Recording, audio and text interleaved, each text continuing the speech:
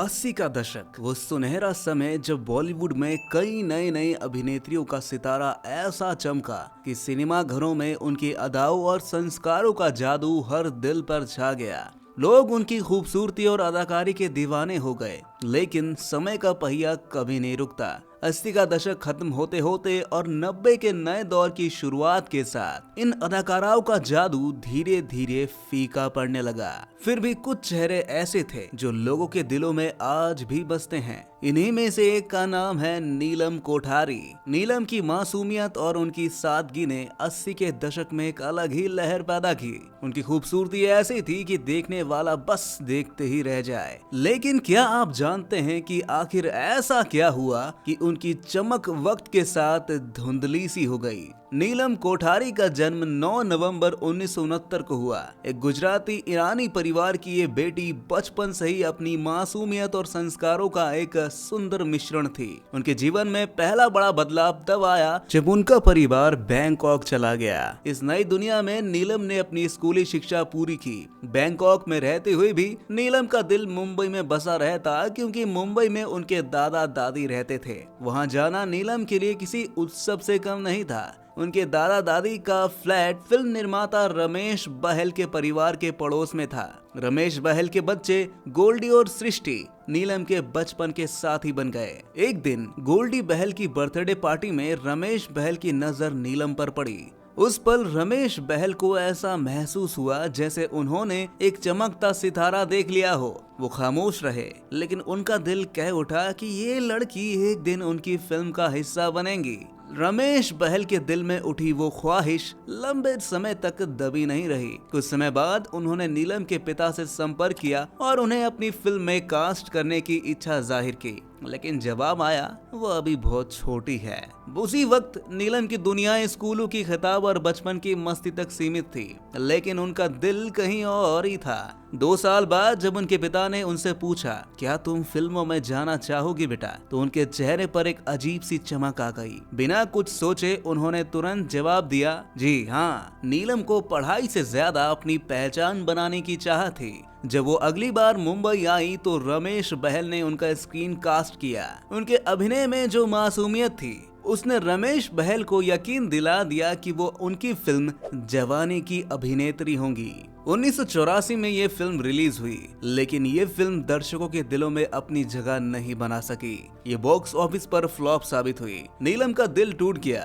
वो इतनी निराश हुई कि उन्होंने वापस बैंकॉक लौटने तक का मन बना लिया, लेकिन किस्मत ने उन्हें दूसरा मौका देने का फैसला किया था। इस असफलता के बाद भी नीलम को नए ऑफर्स मिलने शुरू हो गए। इन दिनों नीलम की मुलाकात फिल्म निर्माता प्राणलाल मेहता से हुई। जब वो उनके ऑफिस पहुंची तो वहां पहले से ही एक नौजवान बैठा था।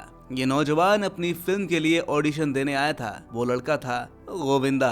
प्राणलाल मेहता ने नीलम और गोविंदा को साथ देखा और महसूस किया कि ये जोड़ी पर्दे पर जादू बिखेरने वाली है। उन्होंने दोनों को 1986 में रिलीज हुई फिल्म लव 86 में कास्ट किया। इस फिल्म के कुछ सीन्स देखकर पहलाज निहलानी इतने प्रभावित हुए कि उन्होंने भी इन्हें अपनी फिल्म इल्जाम में साइन कर लिया। ये फिल्म भी रिलीज हुई और दर्शकों के दिलों में छा गई। बॉक्स ऑफिस पर ये सुपर हिट साबित हुई। इन 2 फिल्मों के बाद गोविंदा और नीलम की जोड़ी दर्शकों के दिलों की धड़कन बन गई। उनकी मासूमियत, हंसी मजाक और शानदार अभिनय ने उन्हें हर घर में पहचान दिलाई। ये जोड़ी एक के बाद एक हिट फिल्म देने लगी। सिंदूर, हत्या, ताकतवर, फर्ज की जंग और 2 कैदी जैसी फिल्मों ने इस जोड़ी को अमर कर दिया।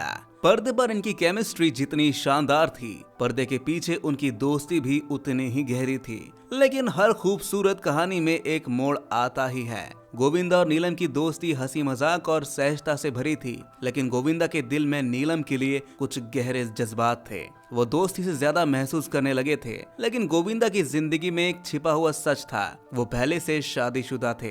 ये सच उन्होंने नीलम से छुपा कर रखा था। जब नीलम को इस सच्चाई का पता चला तो वह पूरी तरह टूट गई। उनका भरोसा चूर चूर हो गया। इस विश्वासघात ने नीलम को गहरे दर्द में डाल दिया। धीरे धीरे उन्होंने गोविंदा से दूरी बनानी शुरू कर दी। उन्होंने उनके साथ काम करना भी बंद कर दिया। ये खूबसूरत दोस्ती का अंत था। इस बीच नीलम को चंकी पांडे के साथ काम करने का मौका मिला। आग ही आग, खतरों के खिलाड़ी, घर का चिराग और मिट्टी और सोना जैसी फिल्मों में नीलम और चंकी की जोड़ी को दर्शकों ने खूब सराहा। उनकी फिल्मों में एक नई ताजगी और सादगी थी जो हर किसी को भा जाती थी। इसके अलावा नीलम ने सनी देओल के साथ भी कुछ यादगार फिल्मों में काम किया। पाप की दुनिया जैसी फिल्म ने बॉक्स ऑफिस पर सफलता का परचम लहराया। लेकिन नीलम की जिंदगी में एक और कहानी ने दस्तक दी। सनी देओल के छोटे भाई बॉबी देओल के साथ नीलम की पहली मुलाकात ने एक नया अध्याय शुरू कर दिया। उनकी दोस्ती धीरे धीरे प्यार में बदल गई। नीलम बॉबी के साथ अपना भविष्य देखने लगी। यह रिश्ता लगभग 5 साल तक चला, लेकिन ये कहानी भी अधूरी रह गई। बॉबी के पिता धर्मेंद्र ने इस रिश्ते को कभी स्वीकार नहीं किया। वो नहीं चाहते थे कि उनके बेटे फिल्म इंडस्ट्री की किसी अभिनेत्री से शादी करे। बॉबी ने भी कभी नीलम से शादी का वादा नहीं किया। ये अनकही बातें और पारिवारिक दबाव उनके रिश्ते के टूटने का कारण बनी। नीलम का दिल फिर एक बार टूट गया। 90 के दशक के मध्य तक नीलम का करियर भी ढलान पर आ गया। वह गेस्ट अपीयरेंस तक सीमित हो गई। कुछ कुछ होता है और हम आपके हैं कौन जैसी फिल्मों में उनके द्वारा निभाए गए रोल्स दर्शकों को आज भी याद है। नीलम ने हिंदी फिल्मों के अलावा बंगाली और कन्नड़ फिल्मों में भी काम किया है, लेकिन धीरे धीरे उन्होंने फिल्मों से दूरी बना ली।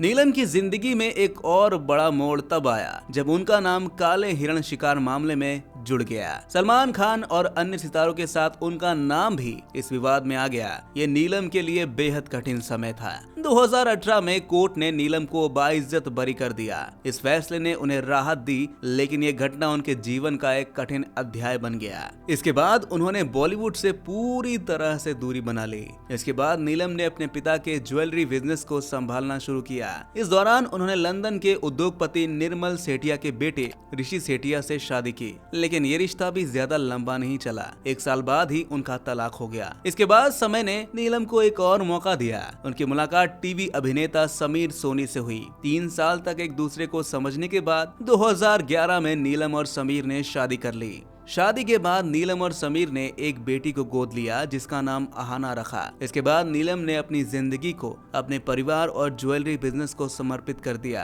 आज सालों बाद भी नीलम कोठारी को 80 और 90 दशक की सबसे खूबसूरत और प्रतिभाशाली अभिनेत्रियों में गिना जाता है। उनकी फिल्मों और अभिनय ने उन्हें अमर कर दिया। उनकी कहानी संघर्ष, सपने और उम्मीदों का एक जादुई सफर है।